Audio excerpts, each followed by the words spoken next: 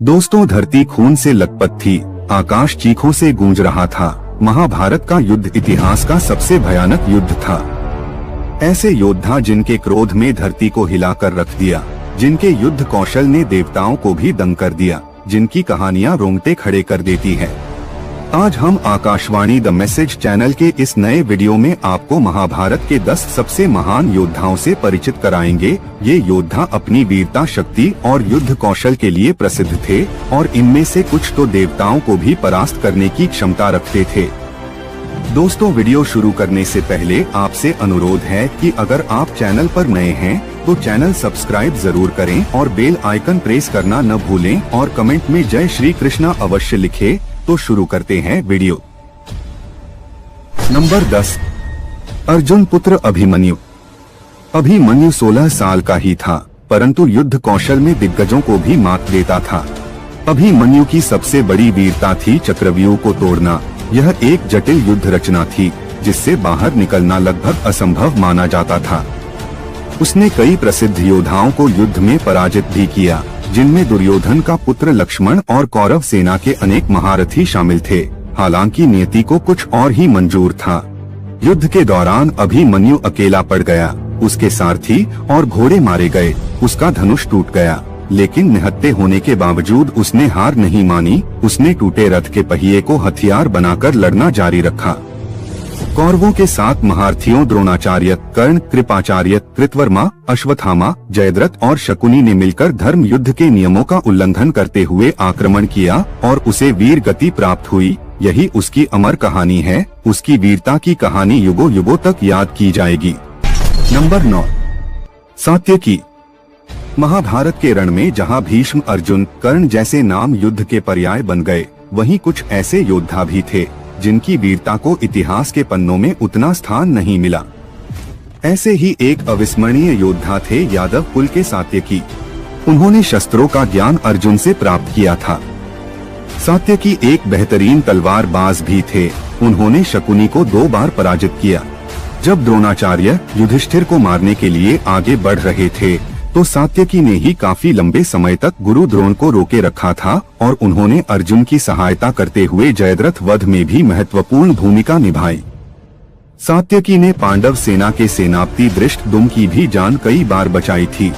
युद्ध के दौरान उन्होंने भूरिश्रवा को मार गिराया, जिसके बाद उन्हें काफी आलोचना भी मिली। सात्यकी उन चुनिंदा योद्धाओं में से थे जो युद्ध के बाद जीवित बचे और यहाँ तक कि अर्जुन तो सात्यकी को अपने समान योद्धा मानते थे। नंबर 8, भगदत्त, नरकासुर का पुत्र। प्रागज्योतिष के राजा भगदत्त अपने विशालकाय हाथी सुप्रतीक पर सवार होकर युद्ध भूमि में उतरते थे। हाथियों के युद्ध में उनकी कुशलता अद्वितीय थी। उनका हाथी सुप्रतीक विशाल, शक्तिशाली और लगभग अपराजय था। सुप्रतीका इंद्र के ऐरावत के समान बलशाली था। वृद्धा अवस्था के बावजूद भगदत्त में अदम्य वीरता का वास था। कुरुक्षेत्र युद्ध में वे सबसे वरिष्ठ योद्धाओं में से एक थे, शायद भीष्म और द्रोणाचार्य से भी अधिक। उनका सामर्थ्य ऐसा था कि वे भीम और घटोत्कच जैसे शक्तिशाली योद्धाओं को भी परास्त कर सकते थे। उनके पास एक अमोघ अस्त्र था जिसे स्वयं भगवान विष्णु ने उन्हें प्रदान किया था, वैष्णव अस्त्र। ये अस्त्र अपनी दिव्य शक्ति के कारण किसी भी लक्ष्य को भस्म कर सकता था। भगदत्त ने इस अस्त्र का प्रयोग अर्जुन के विरुद्ध किया, परंतु भगवान कृष्ण ने अपने चमत्कार से इस अस्त्र को माला में बदल दिया था। नंबर 7, घटोत्कच। घटोत्कच भीम और राक्षसी हिडिंबा का बेटा था। उसकी मां के कारण वो आधा राक्षस था, जिससे उसे कई मायावी शक्तियां मिली थी। वो उड़ सकता था, अपना रूप छोटा या बड़ा कर सकता था और अदृश्य भी हो सकता था। उसने कई राक्षसों को मारा, जिनमें अलमभूषा और बहुत सारे विशालकाय असुर भी शामिल थे। दुर्योधन ने कर्ण से घटोत्कच को मारने की गुहार लगाई, क्योंकि घटोत्कच के हमलों से पूरी कौरव सेना विनाश के कगार पर पहुंच चुकी थी। कर्ण के पास भगवान इंद्र द्वारा दिया गया वासुकी शक्ति नाम का दिव्य अस्त्र था, लेकिन वह इसे सिर्फ एक बार ही इस्तेमाल कर सकता था और कर्ण इसे अपने प्रतिद्वंदी अर्जुन के लिए बचाकर रखना चाहता था। मगर दुर्योधन को मना नहीं कर पाने के कारण कर्ण ने वासुकी शक्ति का इस्तेमाल करके घटोत्कच को मार डाला। ऐसा कहा जाता है कि जब घटोत्कच को लगा कि वह मरने वाला है तो उसने बहुत बड़ा रूप धारण कर लिया। उसका विशाल शरीर गिरने पर कौरव सेना की एक अक्षिणी सैन्य दल उसके नीचे दब कर मर गई। घटोत्कच के मरने पर भगवान कृष्ण खुश थे, क्योंकि अब कर्ण के पास अर्जुन के खिलाफ इस्तेमाल करने के लिए वासु की शक्ति नहीं बची थी। नंबर 6, भीम। वायु देवता ने कुंती और पांडु को पुत्र प्रदान किया और भीम का जन्म हुआ। 10,000 हाथियों के बल से समृद्ध उसकी गर्जना युद्ध भूमि पर कंपन पैदा कर देती थी। गदा युद्ध में वह दुनिया के सबसे बेहतरीन और कुशल योद्धाओं में से एक था और साथ ही एक महान पहलवान भी था। भीम को कृपाचार्य और द्रोणाचार्य ने शिक्षा दी थी और बचपन से ही भीम की कौरव खासकर दुर्योधन के साथ दुश्मनी चलती थी। द्रोणाचार्य और कृपाचार्य के मार्गदर्शन में वो एक अजेय योद्धा बन चुका था, जिसके रौद्र रूप से खलनायकों के रोंगटे खड़े हो जाते थे और उसने हिडिंबा और बकासुर जैसे कई राक्षसों का वध किया। जरासंध मगध का शक्तिशाली राजा अपनी अत्यधिक शक्ति के लिए जाना जाता था, परंतु भीम ने जरासंध को कुश्ती में पराजित किया और उसे बीच से फाड़कर मार डाला। कीचक द्रौपदी को परेशान करने का प्रयास करता था, भीम ने उसे फर्श पर पटक पटक के मार डाला। कुरुक्षेत्र युद्ध के दौरान भीम ने 100 के 100 कौरव भाइयों को मार डाला।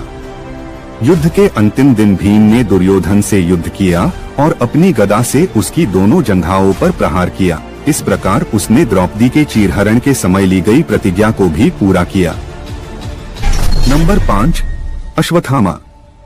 द्रोणाचार्य और कृपाचार्य के तप से जन्मा अश्वत्थामा युद्ध में गरजता तूफान था। उसके माथे पर अलौकिक तेजस्वी मणि जगमगाती रहती थी, जो उसे भूख, प्यास, थकान और बीमारियों से बचाती थी, जिससे वो लगभग अजेय हो गया था। अश्वत्थामा के पास दिव्य अस्त्रों की भरमार थी। उसके तरकश में ब्रह्मांड को नष्ट करने वाला ब्रह्मास्त्र और सृष्टि को लील लेने वाला नारायण अस्त्र जैसे महाविनाशकारी शस्त्र थे। युद्ध के 14वें दिन उसने राक्षसों की एक पूरी सेना को मार डाला, जिसमें घटोत्कच का पराक्रमी बेटा जनपर्व शामिल था। उसने घटोत्कच को भी हरा दिया और उसके माया जाल को तोड़ दिया। साथ ही उसने घटोत्कच की एक अक्षिणी सेना को भी नष्ट कर दिया था। अश्वत्थामा का सबसे कुख्यात कार्य युद्ध के 18वें रात का था, जहां उसने सोते हुए द्रौपदी के पुत्रों का भीषण हत्याकांड किया था। वहां उसने दिष्ट, द्युम्न और शिखंडी को भी मार डाला, जो कि युद्ध के नियमों के विरुद्ध था। नंबर 4, गुरु द्रोणाचार्य, कौरवों और पांडवों के राजगुरु।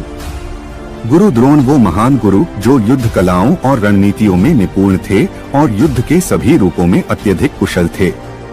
उनकी युद्ध तकनीक इतनी सटीक और घातक थी कि मानो वो युद्ध के मैदान पर एक शतरंज का खेल खेल रहे हो।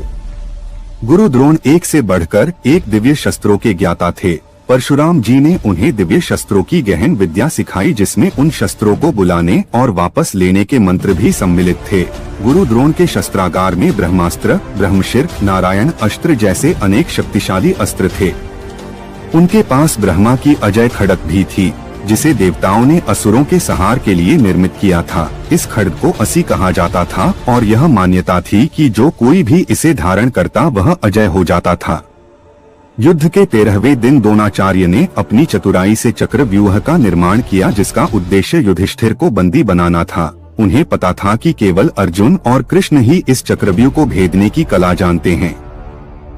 अभिमन्यु को इस चक्रव्यूह को भेदने का ज्ञान तो था, परंतु वापस निकलने का मार्ग उन्हें मालूम नहीं था और इसी चक्रव्यूह में अभिमन्यु को अधार्मिक तरीके से मारा गया था। गुरु द्रोण में ब्रह्मा अस्त्र जैसे दिव्य अस्त्रों का प्रयोग सामान्य सैनिकों के खिलाफ किया, जो कि युद्ध नीति के अनुसार अनुचित था। नंबर 3, अर्जुन। अर्जुन पांडु और कुंती के तीसरे पुत्र थे। उनका जन्म इंद्रदेव की कृपा से हुआ था, इसलिए उन्हें देवराज इंद्र का पुत्र भी कहा जाता था। छोटी उम्र से ही अर्जुन एक साधारण धनुर्धर के रूप में उभरे। गांडीव धनुष से छूटे बाण शत्रुओं के कवच को चीरते हुए उनके प्राणों को क्षण भर में छीन लेते थे। अर्जुन ने सुना कि राजा द्रुपद अपनी पुत्री के लिए एक स्वयंवर का आयोजन कर रहे हैं। प्रतियोगिता में धनुष से पानी में परछाई देखकर एक सुनहरी मछली की आंख में बाण मारना था। स्वयंवर में शामिल लगभग सभी राजाओं को यह चुनौती पूरी करने में असफलता मिली, लेकिन अंत में अर्जुन ने अपनी अद्भुत शक्ति और अचूक निशाने से इस प्रतियोगिता को जीत लिया और द्रौपदी को अपने साथ ले गए। असंख्य दिव्यास्त्रों से परिपूर्ण अर्जुन एक ऐसे योद्धा थे जिनके शौर्य से रोंगटे खड़े हो जाते थे। उनके सबसे प्रमुख हथियारों में से एक था गांडीव, अग्निदेव से प्राप्त एक अलौकिक धनुष जिसकी शक्ति अपरम थी। उनके पास पशुपति अस्त्र भी था जो भगवान शिव द्वारा प्रदत्त एक विनाशकारी अस्त्र था। पशुपति अस्त्र वो अस्त्र था जिसके नाम में ही कंपन था। महादेव का प्रलयंकारी वरदान जिसका स्पर्श विनाश का पर्याय था। ब्रह्मास्त्र सृष्टि के रचिता का ही विनाश का मंत्र। आधुनिक परमाणु अस्त्र के समान अर्जुन के ही शस्त्रों में से एक था। उनके शस्त्रागार में अन्य भयानक शस्त्र भी शामिल थे, जैसे इंद्रास्त्र जो वज्रपात का प्रहार करता था, अग्नि वर्षा करने वाला अग्नि अस्त्र और जल का आह्वान करने वाला वरुणास्त्र। ये दिव्यास्त्र न केवल शक्तिशाली थे बल्कि देवताओं के अनुग्रह और अर्जुन के आध्यात्मिक बल के भी प्रतीक थे। ये अस्त्र ऐसे थे मानो युद्ध भूमि पर स्वयं देवता अर्जुन के साथ खड़े हो। महाभारत के अनुसार युद्ध के 10वें दिन शिखंडी और अर्जुन दोनों एक ही रथ पर सवार थे और दोनों ने भीष्म से युद्ध किया। भीष्म ने शिखंडी पर बाण नहीं चलाया क्योंकि वे एक क्लीब थे। अर्जुन ने इस अवसर का भरपूर लाभ उठाया। अर्जुन ने शिखंडी की आड़ में भीष्म को बाणों से घायल कर दिया, जिससे वे युद्ध भूमि में अस्त्र शैया पर लेट गए। युद्ध के 17वें दिन अर्जुन और कर्ण के बीच होने वाली महानतम लड़ाई की प्रतीक्षा सभी को थी। जब यह भयानक मुकाबला हुआ तो दोनों ओर से अपरिमित शक्ति के साथ बाणों की वर्षा की गई। जब कर्ण बिना किसी शस्त्र के रह गए तब अर्जुन ने दिव्य अंजलि स्तर के प्रयोग से उनका अंत कर दिया। नंबर 2, कर्ण। महाभारत में कर्ण एक ऐसा वीर था जिसकी कहानी दिल को चीर देती है। क्रूर, भाग्य और अन्याय की जंजीरों में जकड़ा हुआ वह प्रेम का भूखा योद्धा था, पर मित्रता के लिए वो अपना सर्वस्व न्योछावर करने को तैयार था। सूर्य देव के अंश से जन्मा कर्ण अपने दिव्य कवच और कुंडलों से अलंकृत था। यह वरदान उसे जन्मजात अमृतत्व प्रदान करते थे। कर्ण के पास भार्गव अस्त्र नाम का एक विनाशकारी अस्त्र था जो उसने अपने महान गुरु परशुराम से प्राप्त किया था। युद्ध के 17वें दिन उसने पांडव सैनिकों के लाखों सैनिकों को मारने के लिए भार्गस्त्र का आह्वान किया। विजय धनुष भगवान शिव का अमोघ ऐसा धनुष जिसे कोई भी अस्त्र चीर नहीं सकता था। कर्ण एक महान दानी था, कोई भी उसके पास से खाली हाथ नहीं लौटता था। एक बार कर्ण ने दान देने में अपनी क्षमता का परिचय दिया। उसने अपने जन्म से प्राप्त दिव्य कवच और कुंडल तक दान कर दिए, मानो दान ही उसका धर्म था। इससे प्रभावित होकर देवराज इंद्र ने कर्ण को वासुकी शक्ति प्रदान की, लेकिन इसे सिर्फ एक बार ही इस्तेमाल किया जा सकता था। कर्ण के पास ब्रह्मास्त्र भी था। हालांकि विडंबना यह थी कि कर्ण को अपने गुरु परशुराम जी का श्राप था। श्राप के कारण युद्ध के निर्णायक क्षण में जब उन्हें ब्रह्मास्त्र की सबसे ज्यादा जरूरत होगी तो वे इसके मंत्र भूल जाएंगे। अर्जुन के साथ अपने अंतिम युद्ध में खून सूख चुका था, बदन तीरों से छलनी था, मानो भाग्य के सारे तीर एक साथ उस पर बरस रहे हो। रथ भी जमीन में धंसा हुआ था, मानो युद्ध भूमि खुद ही उनका साथ छोड़ रही हो। उन्होंने ब्रह्मास्त्र का प्रयोग करने का प्रयास किया, लेकिन परशुराम जी के श्राप के कारण वे इसके मंत्र को भूल चुके थे। वासुकी शक्ति भी घटोत्कच पर खर्च हो चुकी थी। ऐसा लग रहा था मानो भाग्य उनका मजाक उड़ा रहा हो। जब वे रथ का पहिया निकालने के लिए नीचे उतरे तो उन्होंने युद्ध रोकने के लिए अर्जुन से निवेदन किया। युद्ध के नियमों के अनुसार ऐसा करना सही नहीं था, लेकिन कृष्ण ने अर्जुन को युद्ध जारी रखने के लिए प्रेरित किया और उन्होंने तर्क दिया कि कर्ण ने पहले ही युद्ध के नियमों को तोड़ दिया था जब उन्होंने अभिमन्यु का वध किया था। नंबर 1, भीष्म पितामह। भीष्म पितामह के नाम से पूज्य गंगा पुत्र जिन्होंने अपने पिता के सुख के लिए जन्म सिद्ध सिंहासन को ठुकरा दिया और आजीवन ब्रह्मचर्य का व्रत लेकर अग्नि की तरह तपते रहे। इस अद्वितीय त्याग के कारण उन्हें भीष्म की उपाधि मिली और साथ ही अपने पिता शांतनु से उन्हें वह वरदान प्राप्त हुआ। उन्हें इच्छा मृत्यु का वर भी मिला, यानी उनकी मृत्यु का समय उनके ही इशारों पर नाचता था। भीष्म और परशुराम जी की लड़ाई महाभारत की एक प्रमुख घटनाओं में से एक है। एक भयंकर युद्ध छिड़ा। भीष्म अपनी प्रतिज्ञा की धार पर अधिक वज्र की तरह खड़े रहे। 23 दिनों तक युद्ध गर्जा, दिव्य शस्त्रों का प्रलय बरसता रहा। गंगा ने उन्हें रोकने की कोशिश की लेकिन असफल रही। युद्ध के 24वें दिन भीष्म ने परशुराम जी के खिलाफ पशुपति अस्त्र का इस्तेमाल करने का प्रयास किया, लेकिन देवऋषि नारद और देवताओं ने हस्तक्षेप किया और विनाशकारी शस्त्रों के इस्तेमाल पर चिंता व्यक्त की। कुरुक्षेत्र के महारण में कौरव सेनापति के रूप में भीष्म खुद युद्ध नहीं बल्कि विनाश का पर्याय बन गए। 5 पीढ़ियों को पार कर चुके वृद्ध भीष्म उस युद्ध में ऐसे लड़े मानो युद्ध का देवता खुद युद्ध भूमि पर अवतरित हो। हर रोज 10,000 सैनिकों और 1,000 रथों को रौंदते हुए वे आगे बढ़ते रहे। युद्ध से पहले कृष्ण ने वचन दिया था कि वे हथियार नहीं उठाएंगे, मगर भीष्म का रौद्र रूप देख अर्जुन भी विचलित हो उठे। एक बिंदु पर जब अर्जुन असहाय हो गए और मृत्यु के खतरे का सामना कर रहे थे, तब श्री कृष्ण युद्ध क्षेत्र में कूद पड़े और भीष्म पितामह पर रथ का पहिया फेंकने के लिए दौड़े। भीष्म वो वीर थे जिसने भगवान को भी अपना वचन तोड़ने पर विवश कर दिया। 10वें दिन के युद्ध में अर्जुन शिखंडी के सारथी बनकर उनके साथ मिलकर भीष्म से लड़ने गए। भीष्म पितामह ने स्त्रियों पर शस्त्र न उठाने की प्रतिज्ञा ली थी। जब उन्होंने शिखंडी को देखा तो स्त्री समझकर उन्होंने अपने हथियार रख दिए। इस मौके का फायदा उठाकर अर्जुन ने शिखंडी को अपनी ढाल बनाकर भीष्म पर बाणों की वर्षा कर दी। भीष्म पितामह लड़ाई न कर पाए और अर्जुन के बाणों से छलनी होकर बाणों की शैया पर लेट गए। दोस्तों, ये थे महाभारत के 10 शक्तिशाली और महान योद्धा। आपका क्या मानना है इस बारे में हमें कमेंट करके जरूर बताएं, और वीडियो अच्छी लगी तो लाइक करें और चैनल आकाशवाणी द मैसेज को सब्सक्राइब जरूर करें और कमेंट में जय श्री कृष्णा जरूर लिखें। धन्यवाद। जय श्री कृष्णा।